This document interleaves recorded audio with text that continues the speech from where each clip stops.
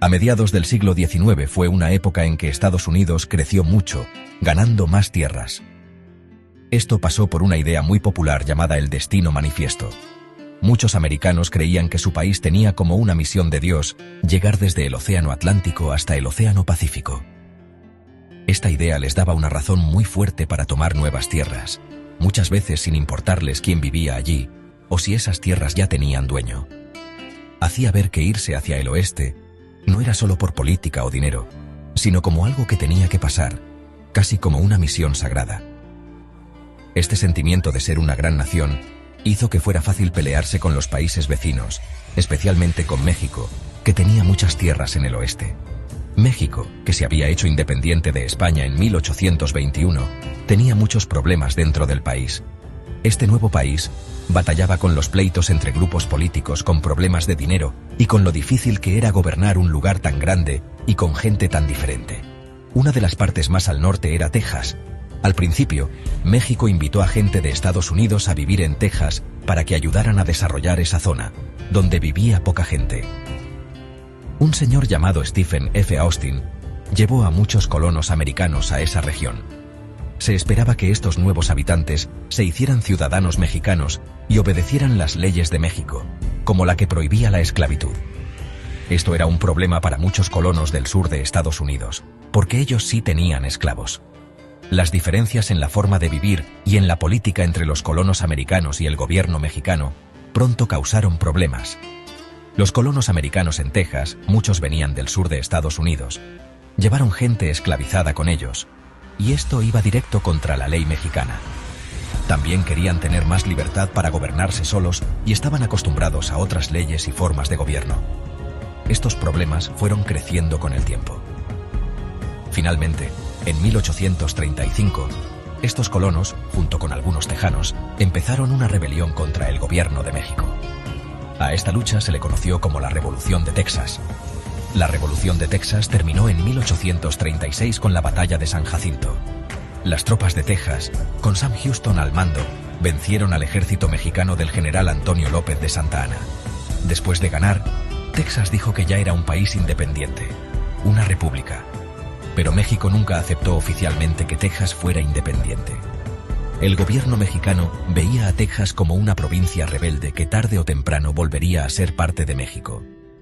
Que no se supiera bien qué iba a pasar con Texas y que Estados Unidos cada vez quisiera más esa tierra, preparó el camino para más peleas en el futuro. Que muchos texanos quisieran unirse a Estados Unidos complicó todavía más las cosas. El tema de si Texas debía unirse a Estados Unidos se volvió un gran problema político. Por casi 10 años después de decir que era independiente, Texas siguió siendo una república. Muchos texanos querían ser parte de Estados Unidos, y mucha gente en Estados Unidos los apoyaba, especialmente en los estados del sur. Pero, como tenían miedo de empezar una guerra con México y de romper el equilibrio entre los estados que permitían esclavos y los que no en el Senado de Estados Unidos, tardaron en unir a Texas. México le avisó muchas veces a Estados Unidos que si unían a Texas, lo tomarían como una declaración de guerra. En 1844, James K. Polk fue elegido presidente de Estados Unidos. Polk creía firmemente en el Destino Manifiesto y quería mucho que el país creciera. En su campaña, dijo claramente que quería unir a Texas y conseguir otras tierras de México, como California y Nuevo México. También quería conseguir el territorio de Oregón, que era de Gran Bretaña. Que Polk ganara significó que Estados Unidos iba a ser más agresivo para crecer hacia el oeste. Estaba decidido a conseguir esas tierras enormes para Estados Unidos, aunque tuviera que pelear con México. Una de las primeras cosas importantes que hizo Polk como presidente fue encargarse de que Texas se uniera a Estados Unidos, lo que pasó oficialmente en diciembre de 1845. Esto enseguida puso muy feas las cosas con México. Como había dicho, México rompió relaciones con Estados Unidos. Además de que se uniera Texas, surgió un gran problema por la frontera. Texas decía que el río Bravo era su frontera al sur y al oeste, pero México insistía en que la frontera de Texas de toda la vida había sido el río Nueces, que estaba más al norte. Esta tierra entre el río Nueces y el río Bravo, que los dos países querían, se volvió un punto muy importante de pleito.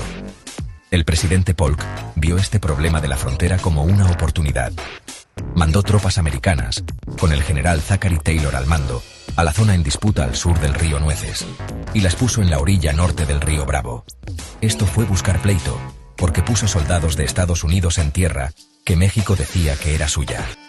Polk también mandó un diplomático, John Slidell, a la Ciudad de México para ofrecer comprar California y Nuevo México por hasta $30 millones y arreglar el asunto de la frontera de Texas. Pero el gobierno mexicano, que tenía problemas internos y estaba muy enojado porque Estados Unidos se había anexado Texas y por los soldados americanos allí, no quiso recibir a Slidell. Como no quisieron hablar con el diplomático y las tropas del general Taylor estaban en tierra disputada cerca de Matamoros, la cosa se puso cada vez más tensa. Las tropas mexicanas también se estaban juntando en la orilla sur del río Bravo, porque veían a los americanos como una invasión a su tierra. Los dos lados estaban listos para pelear, y era solo cuestión de tiempo para que pasara algo que empezara la guerra. Mientras tanto, el presidente Polk ya estaba preparando un mensaje de guerra para el Congreso, enojado porque México no quería negociar ni vender sus tierras del norte. El 25 de abril de 1846 pasó el pleito que se esperaba. Un grupo de soldados de caballería mexicanos atacó a una patrulla del ejército de Estados Unidos de unos 70 soldados, comandados por el capitán Seth Thornton, en la tierra disputada al norte del río Bravo. Varios soldados americanos murieron y a los demás los capturaron. Este incidente, que se conoció como el caso Thornton o la escaramuza de Thornton, le dio al presidente Polk la excusa perfecta para la guerra que estaba buscando. Ahora podía decir que México había empezado la pelea. Cuando se enteró de la pelea,